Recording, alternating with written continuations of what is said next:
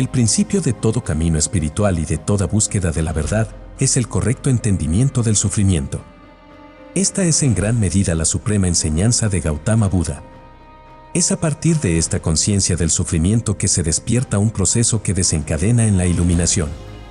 Esto es en el caso del Buda y también en el caso de todos los seres humanos si seguimos su doctrina, puesto que, como se explica en el llamado tercer giro de la rueda del Dharma, todos los seres humanos tienen una semilla de iluminación o Tathagata-garbha. Es el sufrimiento lo que se transforma en sabiduría. Para utilizar una metáfora de la alquimia, el sufrimiento es la materia prima que el alquimista transformará en oro. Las 4 nobles verdades son el fundamento de la filosofía budista y marcan de hecho la iluminación del Buda. La tradición explica que el Buda histórico, Siddhartha Gautama o también Sakyamuni, decidió peregrinar por la India en búsqueda de conocimiento luego de que al salir del palacio de su padre, donde estaba resguardado de la realidad decadente del mundo, observó a una persona enferma, a una persona muy vieja y a un muerto, convirtiéndose estas experiencias en las semillas de una búsqueda que acabaría en la comprensión de que el mundo es esencialmente sufrimiento. Después de aprender todas las técnicas ascéticas de concentración y control mental que podían aprenderse entre las diferentes sectas del subcontinente indio, y sin estar satisfecho, el Buda decidió sentarse bajo un árbol, la higuera sagrada, y no levantarse hasta entender la causa del sufrimiento. Las 4 nobles verdades son la sustancia de la iluminación del Buda, haciendo lo que hoy podríamos describir como una ciencia interna, basada en una impecable autoobservación. En un acto de profunda introspección el Buda atestiguó el Dharma en su propio cuerpo, la experiencia interna de la ley del universo, de la impermanencia, del vacío y la inexistencia de un ser individual fijo. Esto produjo un estado de sabiduría en él. Uno se convierte en aquello que conoce, y después de la experiencia de despertar bajo el árbol de la iluminación, Buda inició sus enseñanzas haciendo el primer giro de la rueda del Dharma en el Parque del Venado en Varanasi, Benares, India. Se dice que este giro de la rueda de la ley no puede ser detenido, ni por dioses, demonios, reyes o cualquier ser vivo, puesto que la ley es superior a todos, es la realidad misma del universo. Ante los monjes congregados, el Buda comunicó las 4 nobles verdades sobre dukkha.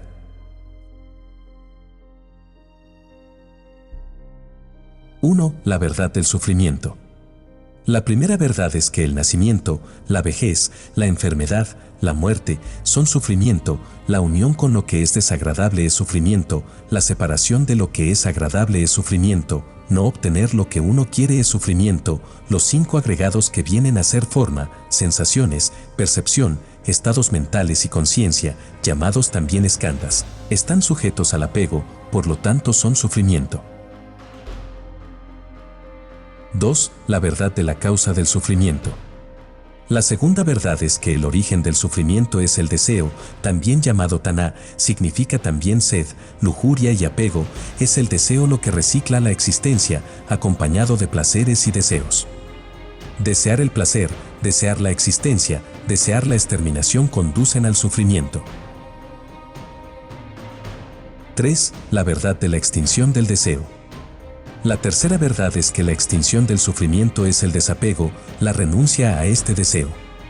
La extinción del deseo viene con un largo y delicado proceso de estudio, contemplación, evaluación de la realidad, reflexión y meditación. Para esto el Buda enseñó una gran cantidad de prácticas éticas y de ejercicios mentales y espirituales para lograr la extinción adecuada y correcta de los 3 venenos mentales, avaricia, odio e ignorancia. 4. La verdad del sendero que extingue el sufrimiento. La cuarta verdad es el óctuple sendero, la perspectiva perfecta, la intención perfecta, la palabra perfecta, la acción perfecta, medios de vida perfectos, el esfuerzo perfecto, la atención perfecta y la concentración correcta. Esto sugiere que el Buda vio los 8 factores del sendero no como una declaración moral categórica del tipo esto es correcto y todo lo demás es incorrecto, sino como exposición de aquellos comportamientos, conductas y estados mentales que son hermosas, armoniosos, completos, perfectos en sí mismos. Al descubrir esto con sabiduría, penetración y luminosidad, Buda proclamó que se había liberado y que quien consiguiera este entendimiento en toda su extensión podía también proclamar su iluminación. La tradición señala que la primera noble verdad, la verdad del sufrimiento, debe ser entendida. La segunda verdad, la verdad de la causa del sufrimiento, debe ser abandonada. La tercera verdad, la verdad de la extinción del deseo, debe ser realizada. Y la cuarta verdad, la verdad del sendero que extingue el sufrimiento, debe ser desarrollada.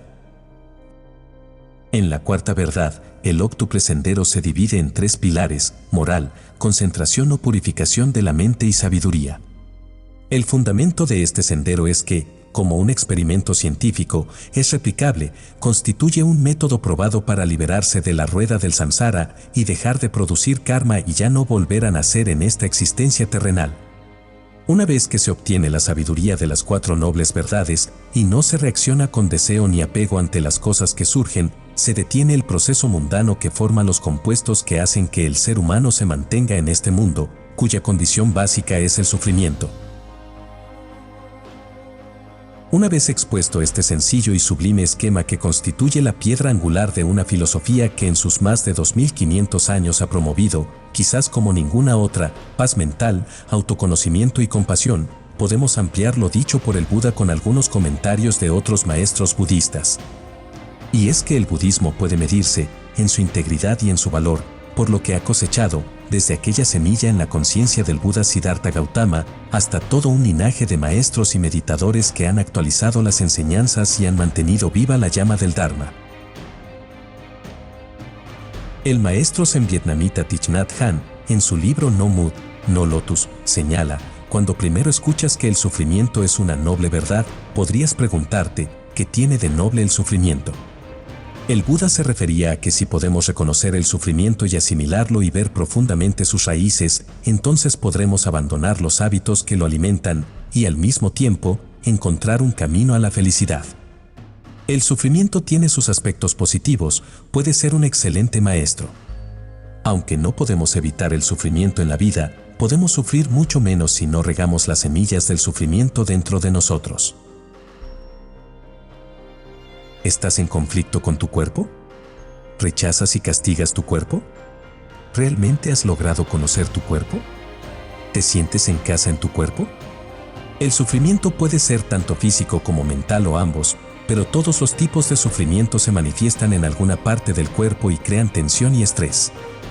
El maestro zen vietnamita Thich Nhat Hanh se refiere a la idea de los nidanas y a la enseñanza del Buda de que los procesos mentales que están en acción y a los cuales estamos sujetos solo existen porque son alimentados por nuestra fijación, por una reiterada atención. El Buda dijo que nada podía sobrevivir sin alimento. Esto es cierto, no solo para la existencia física de los seres vivos, también para los estados mentales. El amor necesita ser nutrido y alimentado para sobrevivir, y nuestro sufrimiento también sobrevive porque lo alimentamos y le permitimos que siga existiendo. Renegamos sobre el sufrimiento, almacenamos rencor, nos quejamos, lo masticamos, lo tragamos, lo devolvemos y nos los comemos de nuevo una y otra vez. Al alimentarlo nos convertimos en fantasmas del pasado.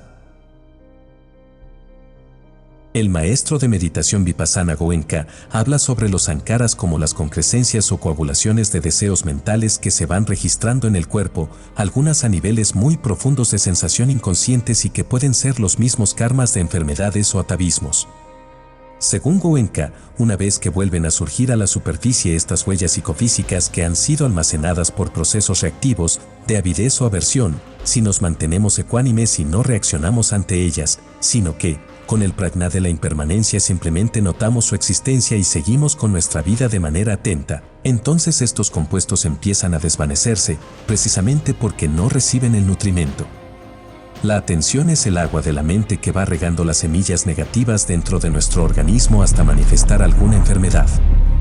Al eliminar estos compuestos mentales, estos sankaras que nos condicionan, entonces nos abrimos a la posibilidad del nirvana, que de hecho es justamente aquello que no tiene condición, el estado puro y absoluto.